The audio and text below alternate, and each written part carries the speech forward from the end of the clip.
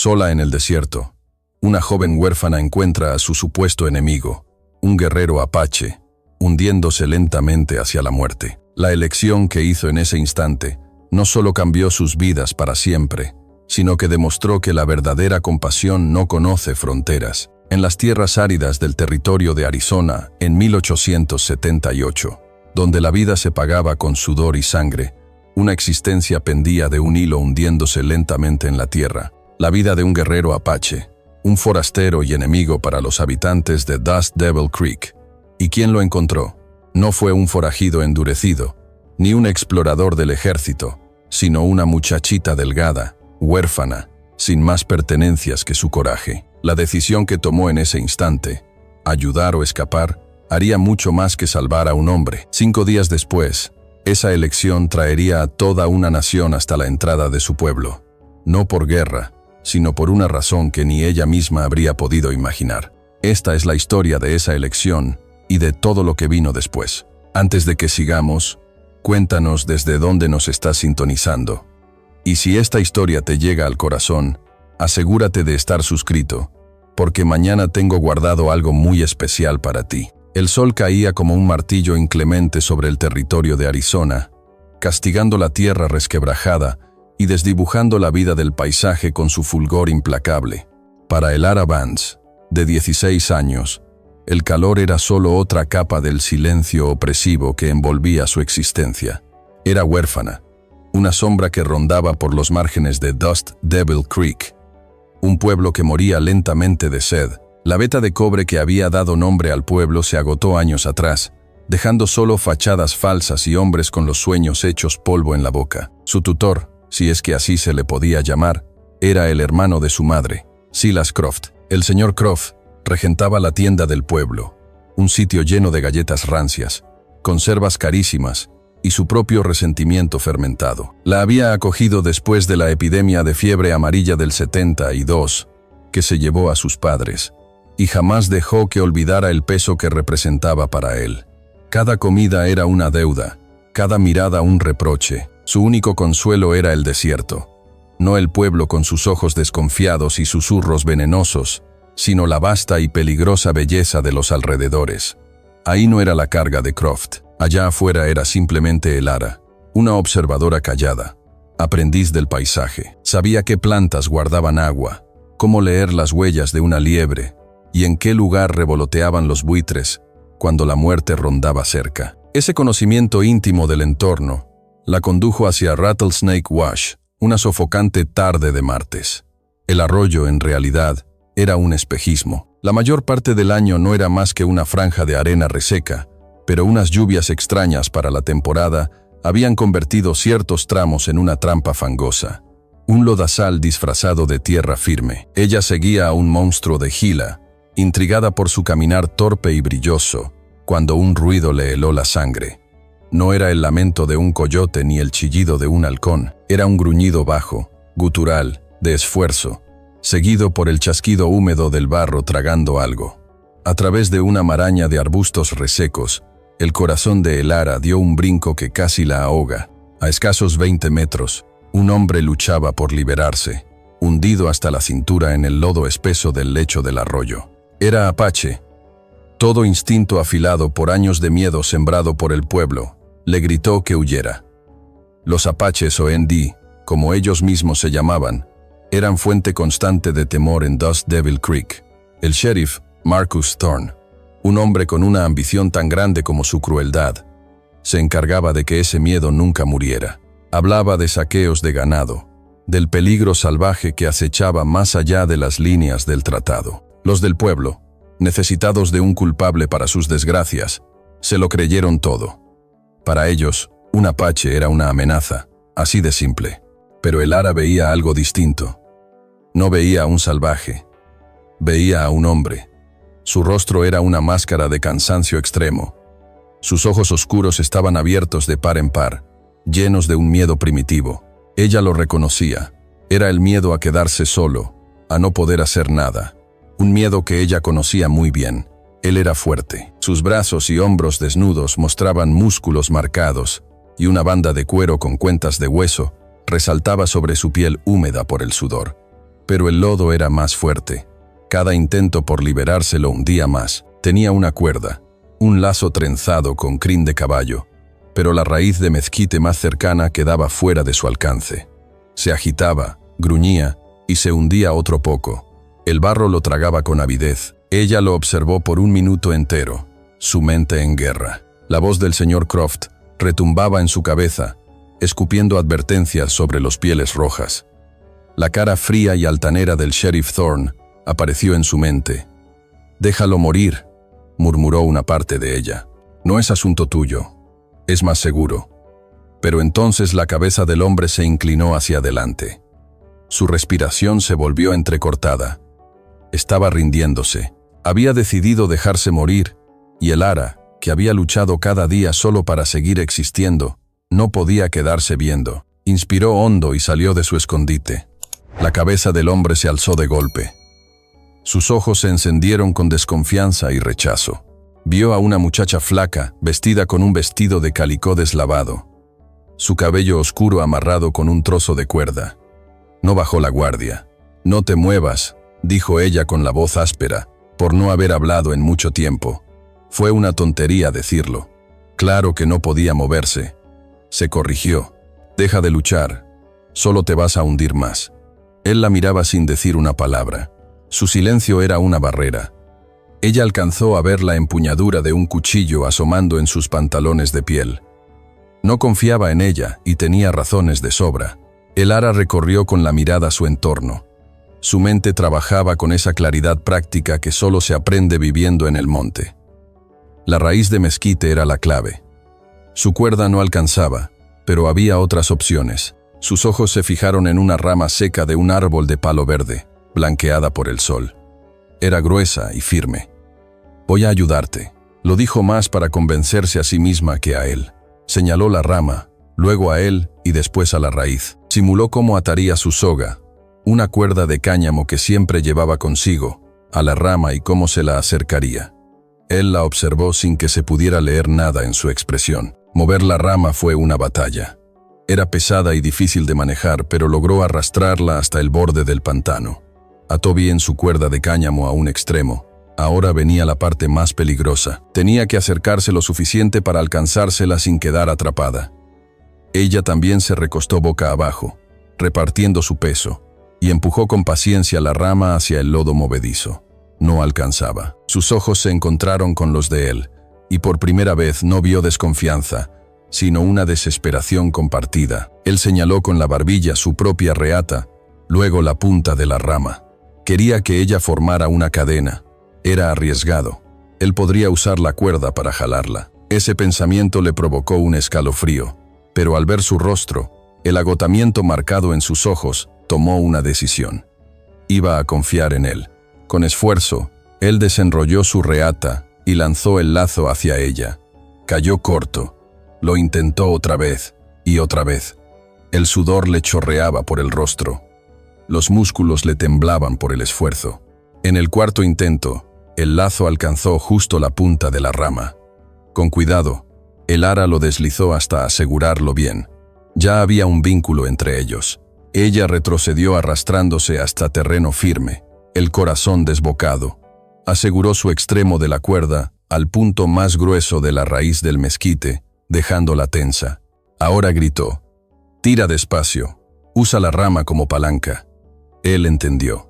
Agarró la rama con fuerza y, usándola como apoyo, empezó a impulsarse hacia arriba, ajustando sus movimientos al ritmo de su respiración. El Ara sostenía la cuerda con toda su fuerza, el cuerpo tenso contra la raíz, los nudillos blancos. El lodo hacía un sonido asqueroso con cada avance. Fue una eternidad. El sol quemaba. Los insectos zumbaban en el aire espeso. Solo se oían sus jadeos forzados y el sonido del fango cediendo. Tardaron casi una hora.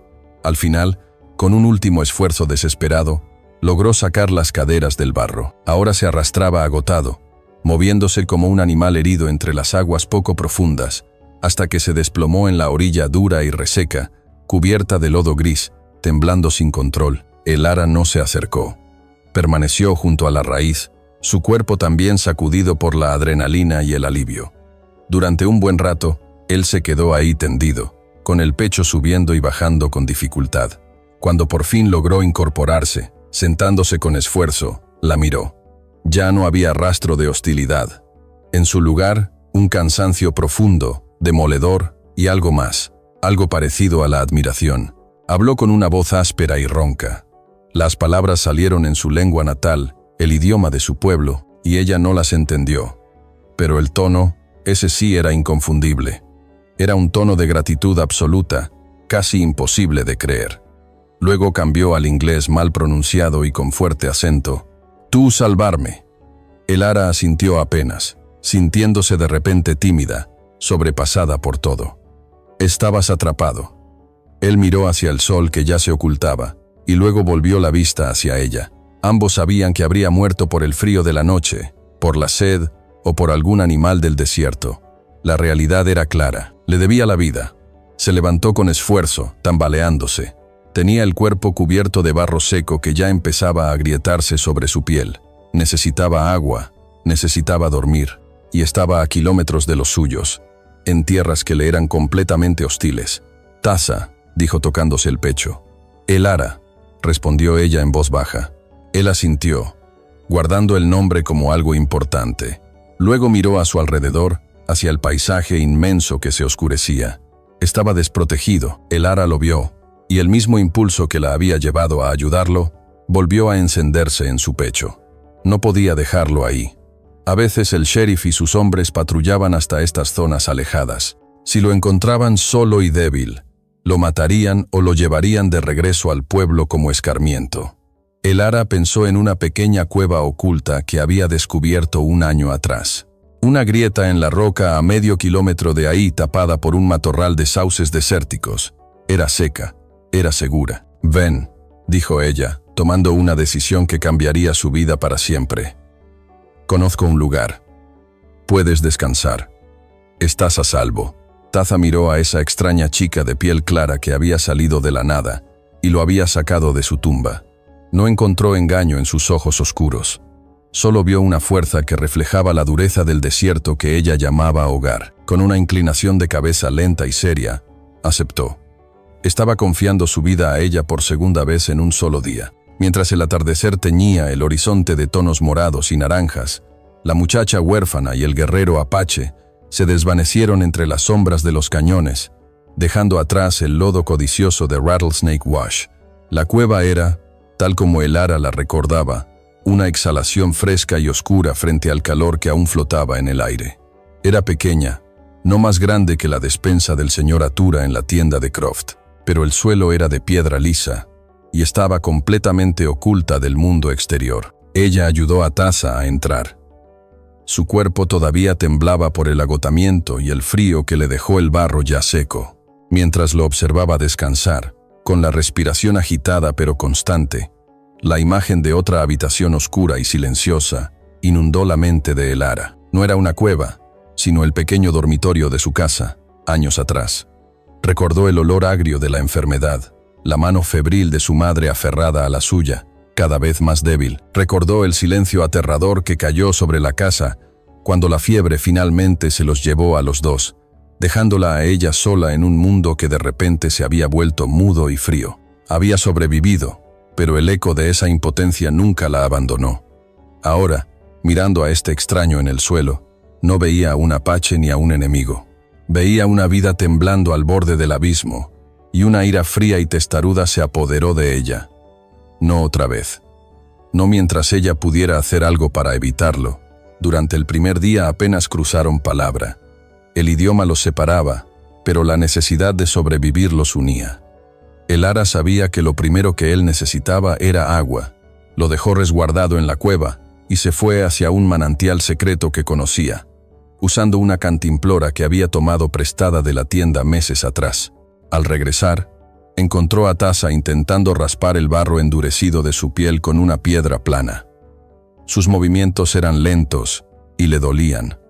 Le ofreció la cantimplora. Él bebió con avidez, cerrando los ojos en señal de alivio. El agua parecía devolverle un poco de fuerza. Miró su cuerpo y su ropa cubierta de lodo con asco. Elara lo comprendió. Señaló una poza de agua relativamente clara que bajaba del manantial.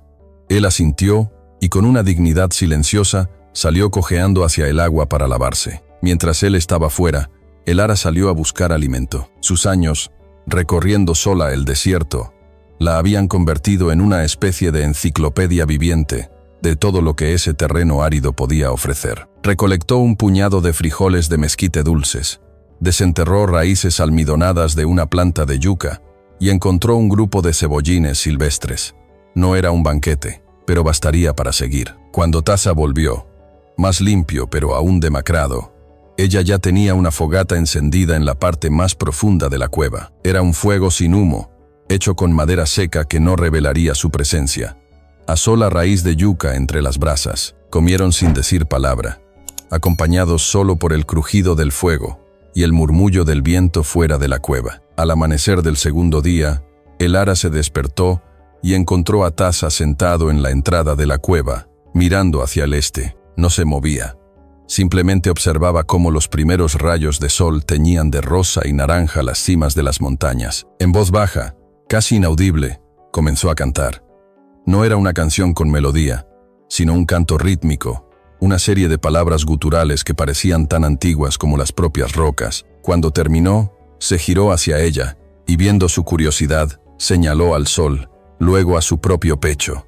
Usen, dijo, una palabra que ella no conocía. Doy gracias por la vida. Luego señaló la entrada de la cueva. Y por el refugio. Era la primera vez que le ofrecía una ventana a su mundo.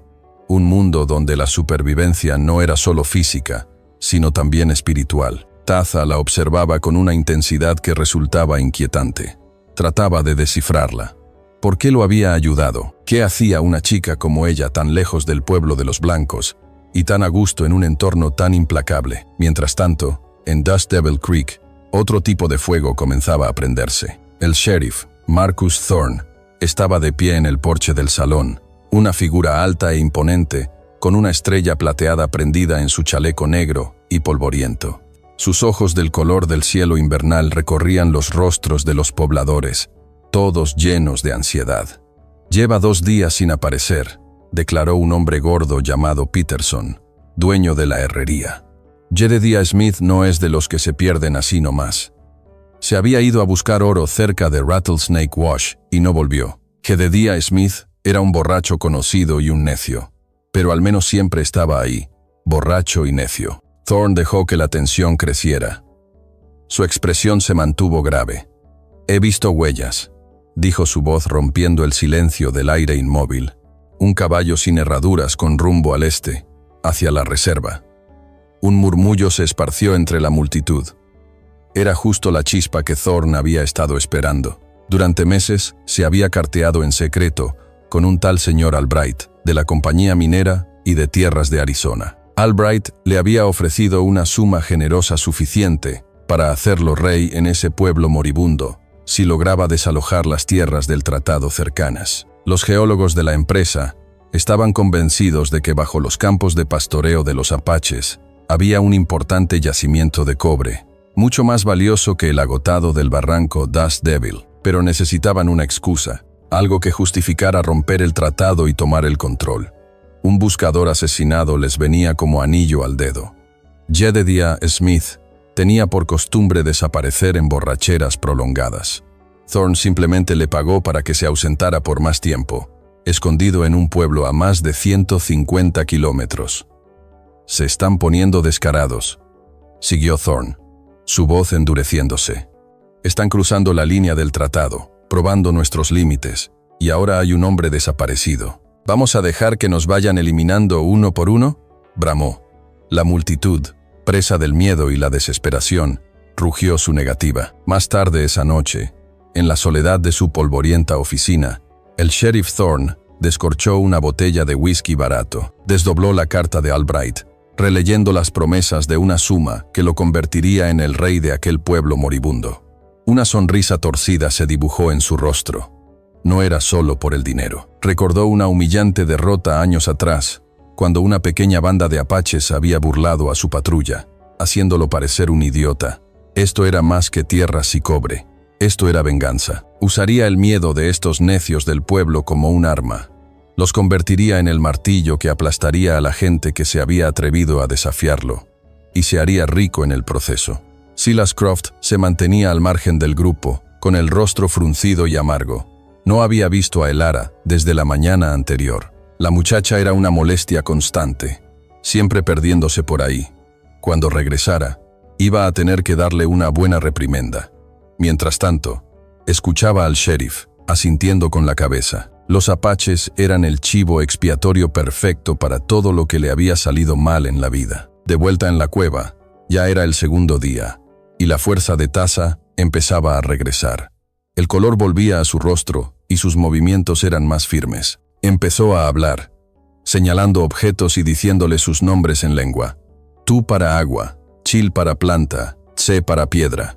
Elara, que aprendía rápido, repetía cada palabra. Luego le decía cómo se llamaba en inglés. Se volvió un juego callado, un hilo de entendimiento que tejían en medio de la oscuridad fresca. Finalmente, él hizo la pregunta que llevaba guardada desde el principio. ¿Por qué me ayudas?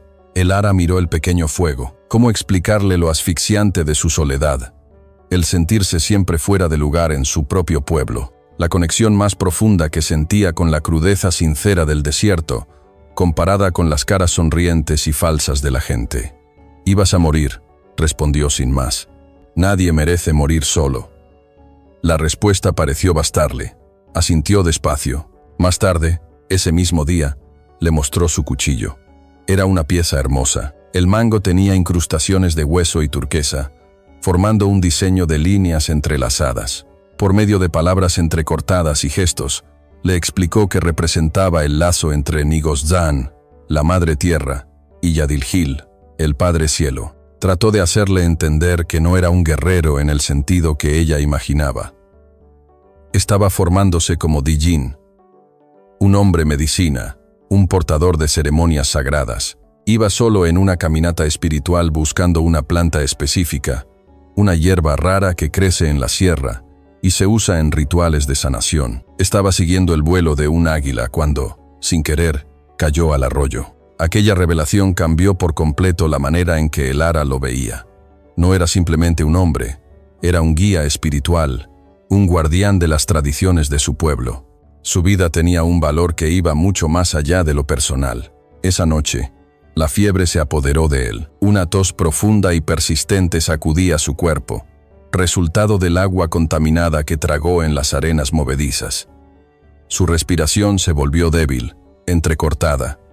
Elara sintió cómo el miedo la paralizaba. No podía llevarlo al pueblo iluminado. Lo colgarían antes de que un médico pudiera revisarlo. La fiebre lo golpeó con violencia, sumergiéndolo en un delirio tembloroso. Empezó a murmurar en su lengua, frases entrecortadas que se perdían en la oscuridad. Elara, mientras le humedecía la frente, escuchaba palabras que no entendía, pero cuyas imágenes sentía con una claridad aterradora. Zeu, montaña, Ita, águila, y una y otra vez, el nombre de un anciano, Gochis. A veces, se agitaba, sus ojos se abrían sin verla, y gritaba una sola palabra con pánico: «Ve eso, metal». Ella sabía que no se refería a la herramienta de un herrero. Veía el destello de la estrella del sheriff en la mente de él, un símbolo de terror. En esas horas oscuras, Elara no solo cuidaba de un cuerpo enfermo, se sentía como la guardiana de sus sueños rotos, la protectora de un alma desnuda y atormentada. Entonces, apeló a lo que ella misma sabía. Recordó a su madre durante la epidemia, preparando un té con corteza de sauce para bajar la fiebre. Era un recuerdo borroso, cargado de duelo, pero era lo único que tenía. Dejó a Taza delirando en la cueva y salió bajo la luz de la luna. Encontró un pequeño grupo de sauces del desierto y les quitó con cuidado la corteza de las ramas. Al regresar, hirvió la corteza en la olla pequeña que usaba para cocinar, y él logró tragarlo. Durante toda la noche le refrescó la frente con un paño húmedo y logró que bebiera más del té. No pegó los ojos. Permaneció a su lado, observando cómo su pecho subía y bajaba, con la pequeña fogata como única compañía en medio de la oscuridad. Estaba aterrada. Si él moría ahí con ella, su sangre recaería sobre sus manos. Sería una asesina para su gente y una traidora ante los suyos. Con los primeros rayos del amanecer, los temblores cesaron. La fiebre se rompió. Cayó en un sueño profundo, natural. Elara, agotada, apoyó la cabeza contra la piedra fría de la cueva y cerró los ojos por fin. Horas después, una mano en su hombro la despertó. Se incorporó sobresaltada, el corazón latiendo con fuerza. Era Taza. Estaba sentado, con la mirada clara. La fiebre había desaparecido. Miró la olla con los restos del té de corteza de sauce, y luego la miró a ella. «Eres una sanadora», dijo con una voz cargada de respeto silencioso. Tocó un amuleto de cuero que colgaba en su cuello. Estaba adornado con una sola piedra de turquesa pulida y plumas de halcón. Era lo más poderoso que Elara había visto en su vida. Con movimientos intencionados, lo levantó por encima de su cabeza. «No», dijo Elara, negando con la cabeza al comprender lo que él pretendía. «No quiero nada». «No es pago», afirmó Taza, su inglés sonando más firme de lo que ella le había escuchado antes. «Es vínculo. Tú tienes lazos con Taza. Salvaste mi vida. Ahora yo llevo tu acto. Mi gente lleva tu acto. Esto es para que se sepa de ti, para que estés segura».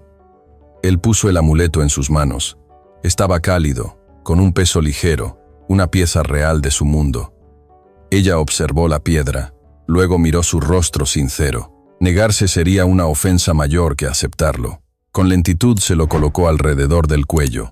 El cuero le pareció extraño y cálido sobre la tela del vestido, tocando su piel. Él sonrió.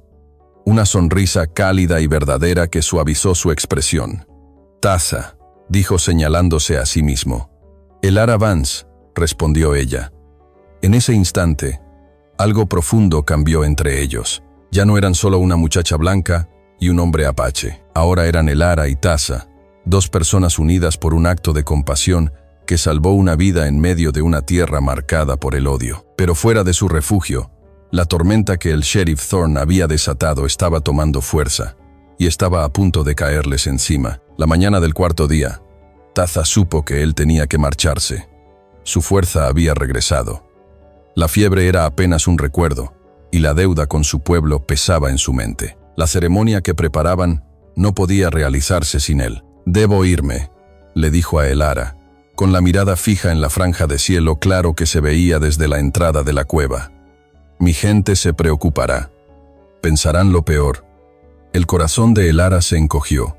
Los últimos días en esa cueva se habían vuelto una especie de hogar extraño para ella. Un mundo aparte del desprecio del señor Croft y la sombra sofocante de Dust Devil Creek.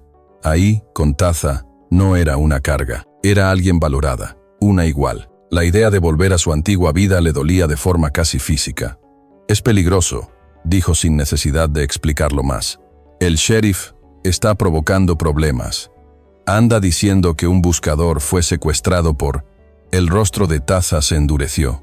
Ya había escuchado rumores sobre ese sheriff, ese Inda Beso, el hombre blanco de metal, como algunos de los Endi lo llamaban, por su estrella brillante y su corazón de hielo. «Él busca pretextos para derramar sangre», dijo Elara con voz baja.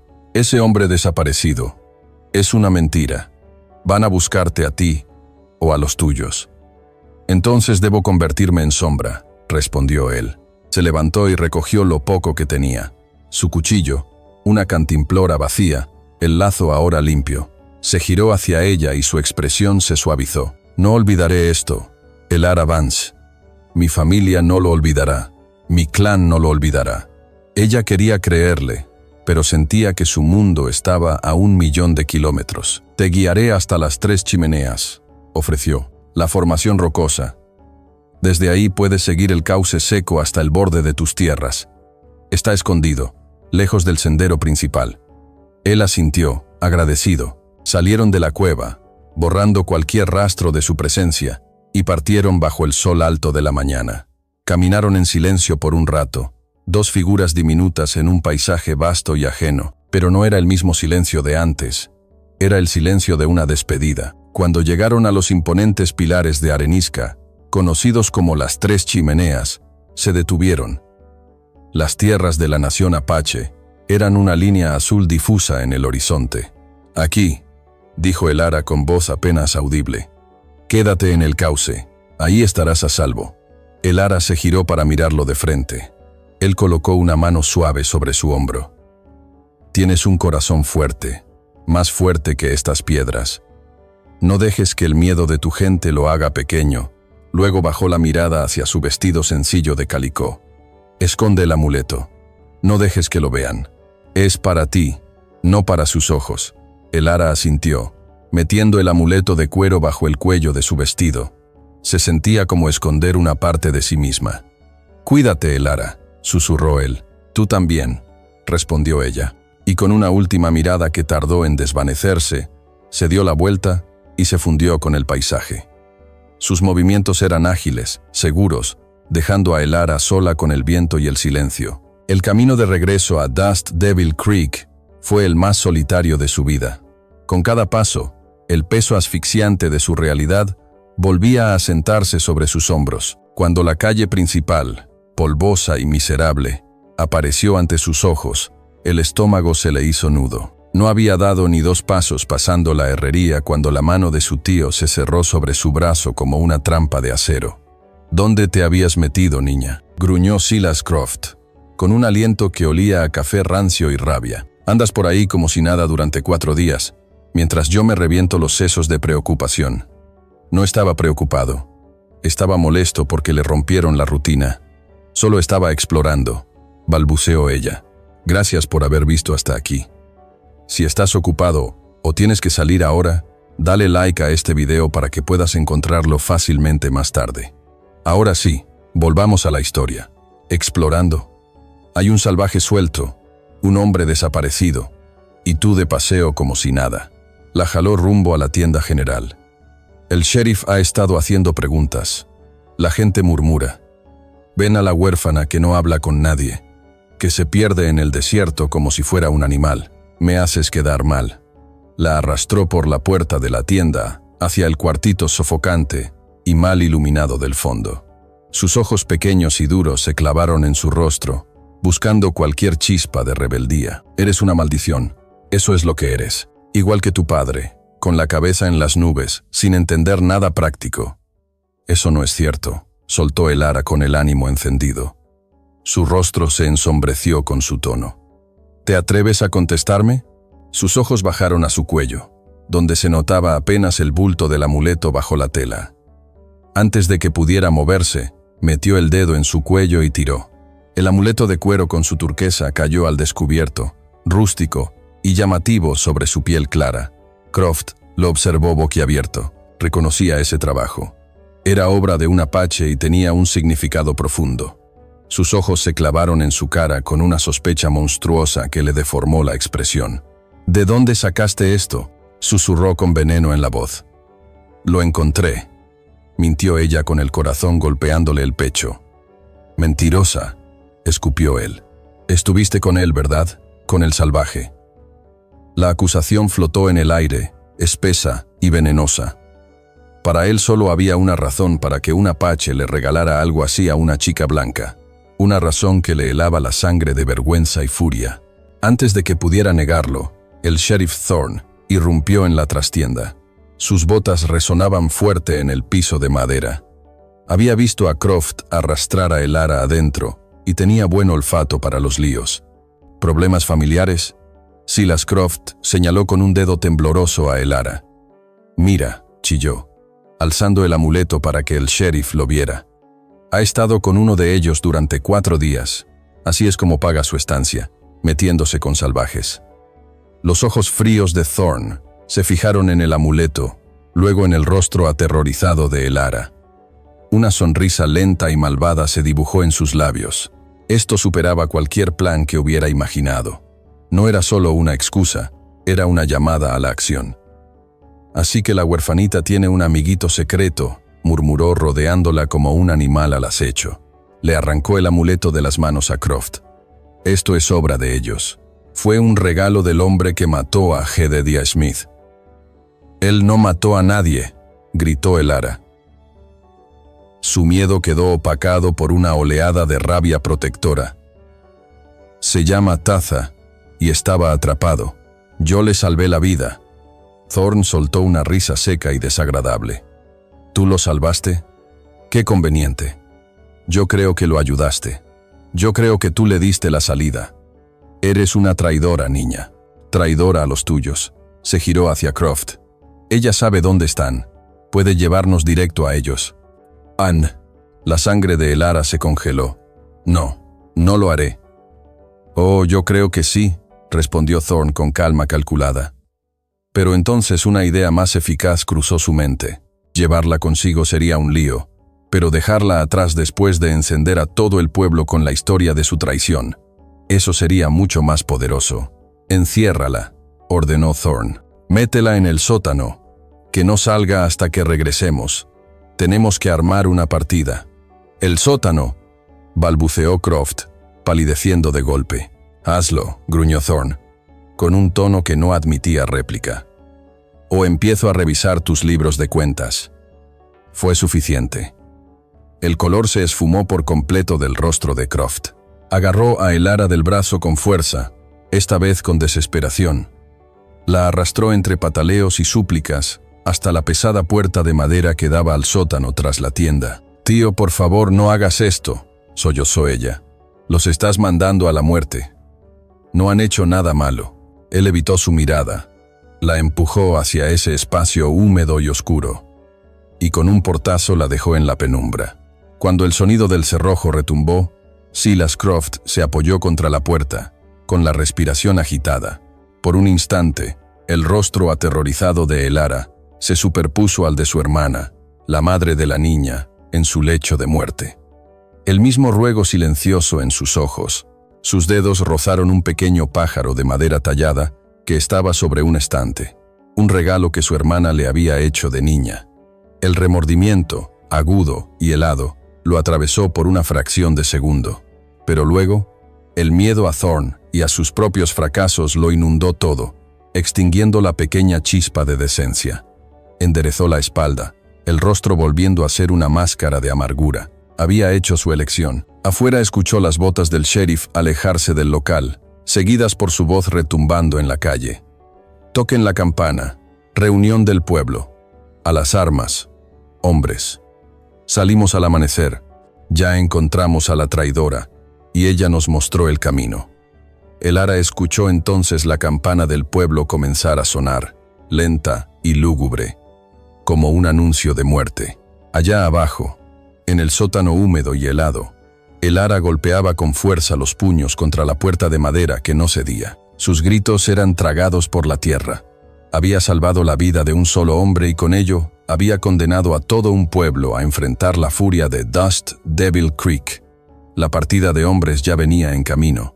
La oscuridad del sótano parecía viva, espesa y sofocante. Olía a tierra mojada, a papas podridas olvidadas hace meses, y a ese aroma metálico que siempre acompaña a la desesperación. Durante horas, Elara permaneció prisionera no solo tras la puerta asegurada con cerrojo, sino también de los ruidos que se filtraban desde el mundo de arriba, a través del suelo de madera. Cada sonido era una tortura. Las pisadas pesadas sobre el porche de la tienda, los gritos exaltados de hombres pasados de copas y de mentiras, el sonido frío y amenazante de los rifles siendo revisados y cargados. Cada nuevo ruido era como un clavo más en el ataúd frágil que había tratado de cuidar. La traición de su tío dolía más que cualquier miedo a la oscuridad.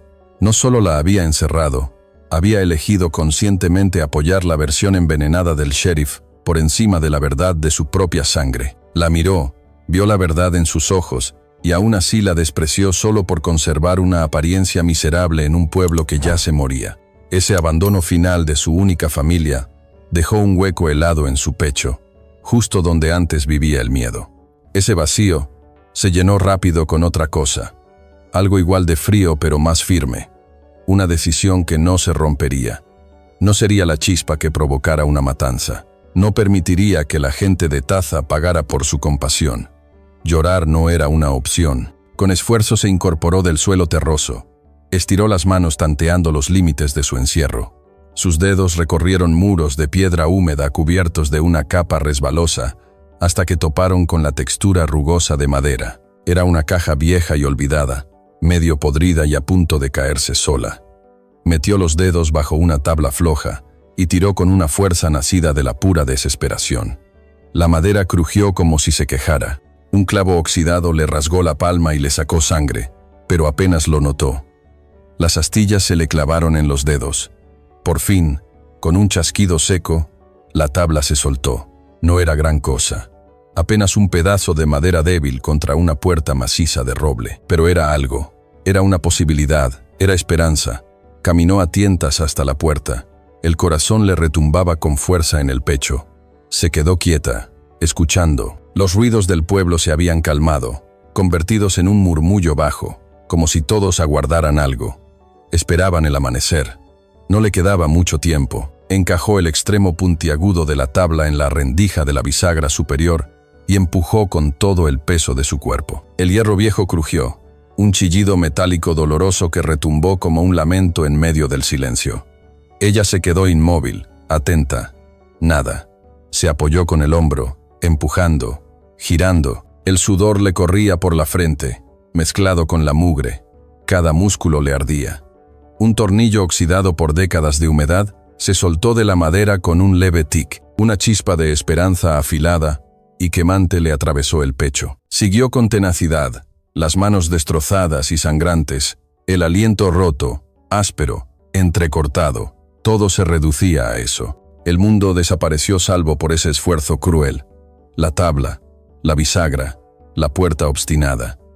Entonces, con un alarido final que pareció desgarrar el alma, la bisagra superior cedió del todo. La puerta pesada se venció hacia adentro, jalada por su propio peso, arrancándose de la parte inferior, abriendo una ranura oscura, apenas lo suficiente para que pudiera escabullirse. Salió de un salto, tragando el aire fresco y limpio del almacén en silencio. Libertad. La luz de luna, pálida como espectro, atravesaba los ventanales del frente, iluminando partículas de polvo que danzaban suspendidas. Se arrimó al cristal, espiando hacia afuera. La calle estaba desierta, cubierta de sombras largas y tenebrosas. Una sola lámpara seguía encendida en el porche de la cantina, donde 3 hombres, guardianes autoimpuestos, dormían vencidos en sus sillas, con los rifles cruzados en el regazo. Pero el establo al fondo del pueblo estaba oscuro, callado. Esa era su única salida. Salió por la puerta trasera del local, una sombra envuelta en un vestido de calicó desgarrado. Los callejones y sombras que habían sido su escondite de niña, ahora eran su salvación urgente. Sus pies descalzos no hacían ruido sobre la tierra apisonada, mientras se deslizaba entre zonas oscuras. Llegar al establo se sintió como un triunfo sagrado.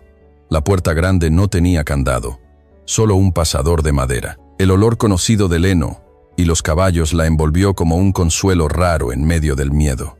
Conocía a esos animales. Ahí estaba la vieja linda, la yegua del herrero, dócil pero lenta. Había otros 6 caballos comunes, sin nada especial. Y luego estaba él. Ocupaba el corral más amplio, una sombra viviente, un azabache encendido que el sheriff había ganado en una partida de póker. El caballo era fiero, fuerte e indomable como su dueño. Nadie en Dust Devil Creek se atrevía a montarlo, salvo Thorne. El ara no tenía tiempo para la calma. Necesitaba relámpagos. Se acercó al corral con lentitud, la mano extendida, murmurando en voz baja. El animal alzó la cabeza de golpe, los ojos brillando en la penumbra. Soltó un bufido caliente y golpeó el suelo con una pezuña. Percibía el miedo en ella, pero también detectaba algo más. Esa seguridad callada templada por la vida salvaje, un lenguaje que los animales comprenden mejor que los hombres. «Tranquilo, muchacho», murmuró ella con una voz firme, serena, que cortaba la oscuridad como hilo tenso. «Tenemos algo que hacer.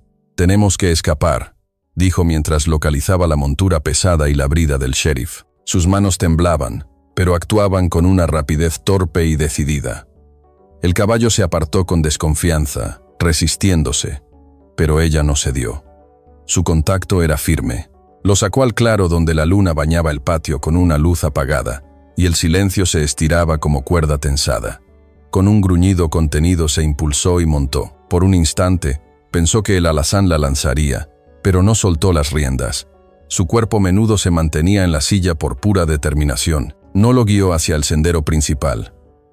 Lo empujó directo hacia el desierto abierto, hacia las quebradas negras de los cañones.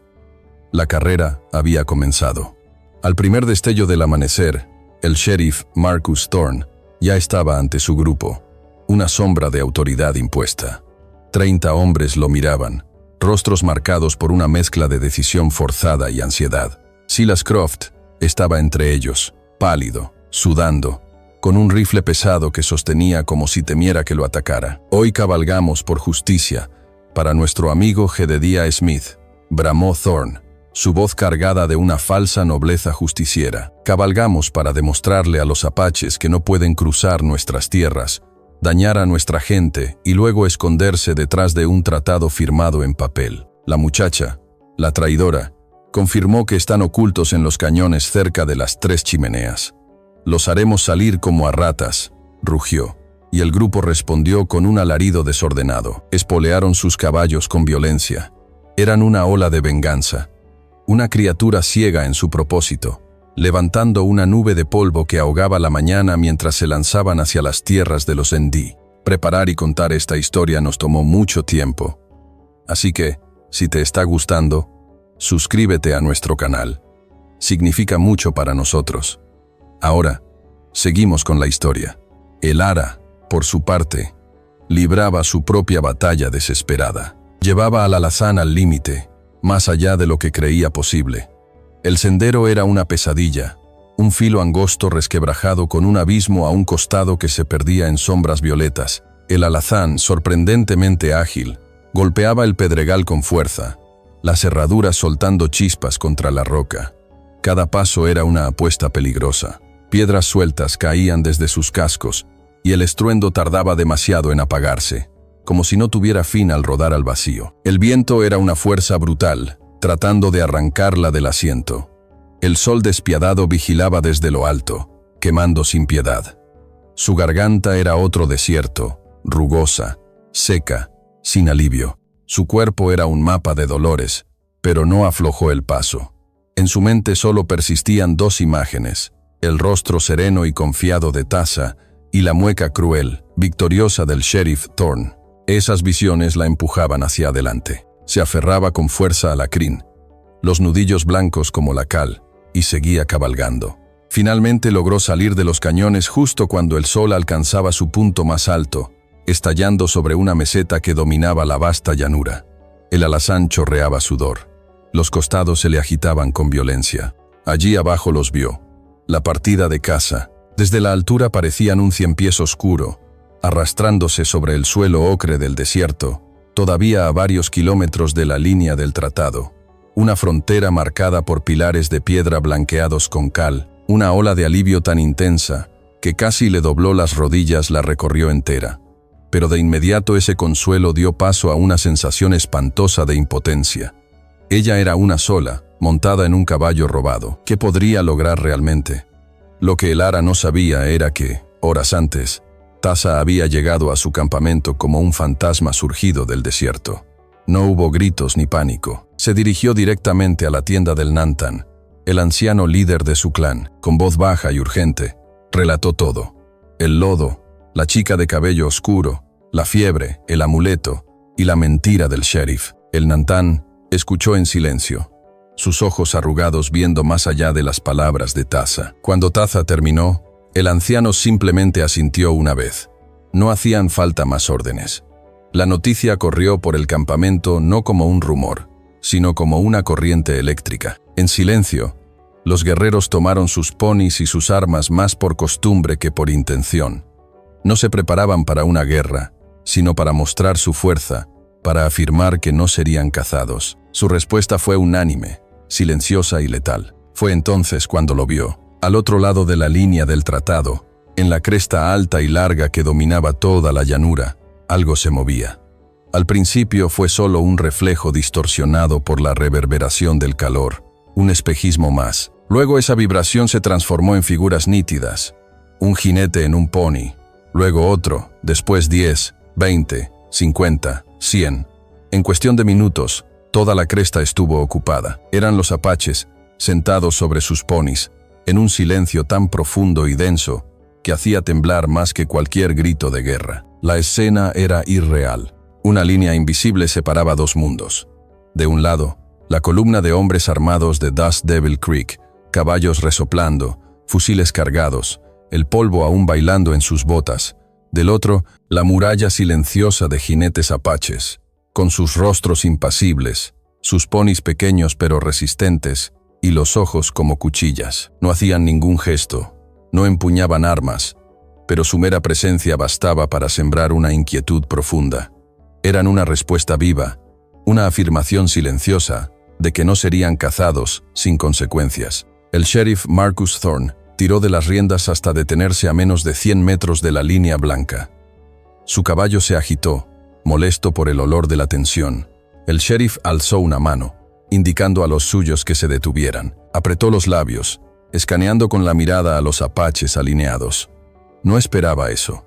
Esperaba un grupo disperso, ancianos y mujeres, tal vez unos cuantos jóvenes asustados, no una fuerza perfectamente formada que lo esperaba en silencio absoluto. Miró a sus hombres. Algunos ya empezaban a tragar saliva con fuerza. Otros evitaban mirar al frente. Thorne volvió la vista hacia el horizonte, irritado por el calor, el silencio, la calma con filo. Fue entonces cuando escuchó el galope, primero leve, como un temblor que nacía en la tierra, luego creciente, retumbante, inconfundible. Giró la cabeza. Todos lo hicieron. Desde la meseta apareció Elara Vance, montada sobre su propio caballo, con el vestido ondeando como una bandera sucia, los cabellos desordenados, los ojos encendidos por algo más fuerte que el miedo, convicción. Cayó como una flecha cuesta abajo, sin frenar, cabalgando directo hacia ellos. «¡Deténganse!», gritó con una voz que cortó el aire. «No crucen esa línea». Su grito no era solo un llamado, era una súplica ardiente cargada de verdad. Thorne la vio acercarse, y en su interior algo se quebró. No por miedo, sino por el peligro que representaba ella con su aparición pública. Era el hilo suelto que podía deshacer toda su farsa. «¡Detengan a esa mocosa!», rugió. Pero antes de que alguien pudiera moverse, una figura del otro lado de la línea avanzó. Era Taza, su silueta recortada contra el cielo del mediodía, montado en su pony color arena. Cruzó hasta la línea blanca y alzó la mano. «Basta», dijo en inglés tosco pero claro. «No hay guerra aquí, solo mentiras». La niña habló con verdad. Su voz tenía un tono tranquilo, pero su autoridad era imposible de negar. Algunos de los hombres de Thorne lo reconocieron. Era el hijo de un gran líder espiritual, un hombre de medicina, alguien con respeto incluso entre quienes no entendían su cultura. Thorne avanzó un paso. «Ese hombre mató a Jedediah Smith», gritó. «¿Y dónde está el cuerpo?», preguntó Taza con frialdad. El silencio fue inmediato. Nadie había visto un cuerpo. Nadie había visto una gota de sangre. Nadie había visto nada. Solo habían oído al sheriff. El ara se detuvo a escasos metros de la línea. Su caballo resoplaba extenuado. «Jedediah Smith está vivo», gritó. Yo oí a Thorne decirlo. Lo escondió. Quería provocar esto. Todo esto es una mentira para quedarse con sus tierras. «Yes». Las palabras quedaron suspendidas, vibrando en el aire como un disparo sin eco. Los rostros cambiaron. Uno a uno, los hombres del pueblo empezaron a mirar al sheriff con ojos distintos. Duda, luego rabia. Thorne empuñó su revólver. «¡Mientes!», rugió. Y en un acto instintivo, apuntó a Elara. El disparo nunca llegó.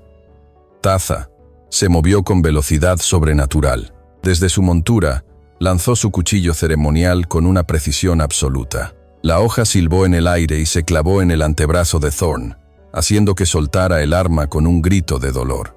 El revólver cayó al suelo con un sonido metálico seco. Nadie se movió. Ni uno solo de los apaches levantó un arma. Ni uno solo de los hombres blancos hizo un ademán de atacar. En ese instante de tensión suspendida, todo se resolvió. Silas Croft fue el primero en hablar. Con voz temblorosa, casi inaudible, dijo: «Es cierto, vi la carta de Albright. El sheriff nos vendió». Y así, en cuestión de segundos, la marea se volcó. Los hombres de Dust Devil Creek dieron un paso atrás. Uno, luego otro, comenzaron a soltar sus armas, a mirar el polvo, el horizonte, cualquier cosa excepto los ojos de los Nide.